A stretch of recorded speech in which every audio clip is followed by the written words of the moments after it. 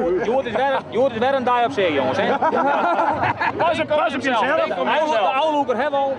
Alles wat we nou... Alles wat we er hier door, dan krijgen we erbij. Een serieuze taarrieding van Pieter Brouwer en zijn bemanning. En dit is de taarrieding van Balzert. En touwloeken liek het haast wel lieke populair als het scootjesielen. Zadrok is het. En dan onder het Fries volkslied komen de matadoren in het veld. En kan het eerste echte officiële sluitenkampioenschap voor scootjeskippers los. No! Ja, trekken. Doe jongens! Doe nou! Doe, kom maar! 1, 2!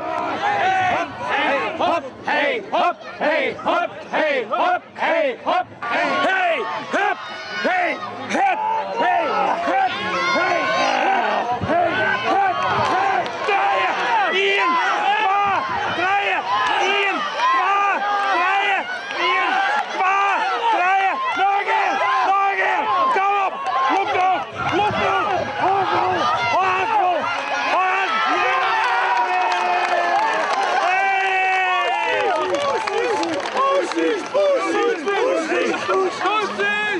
Nou, je zag het zelfs al. Touwloeken is misschien wel volle leuker als scootjesielen.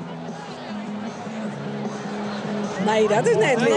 Nee, het is wel prachtig, maar scootjesielen is mooier. Hartstikke mooi.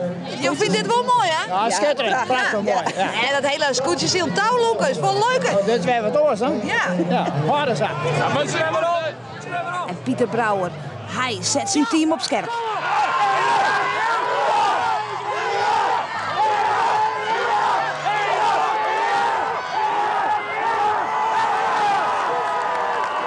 Ze liet je wel kampioen SKS 2009 worden te wezen. Maar dat is net zo, want ze gaan er letter roemloos aan.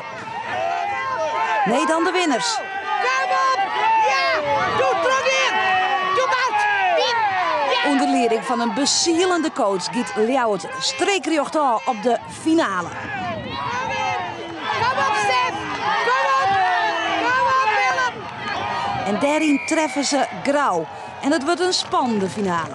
De eerste winnen ze. Ze denken dat ze er winnen. Maar net, de tweede mat ze ik nog, die verliezen ze. En dan komt het op de derde aan. De tos.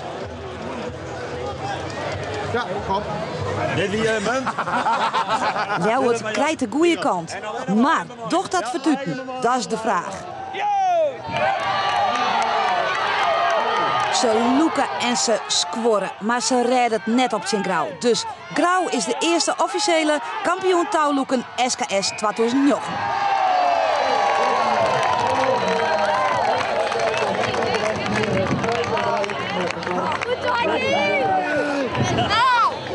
Gerechtigheid.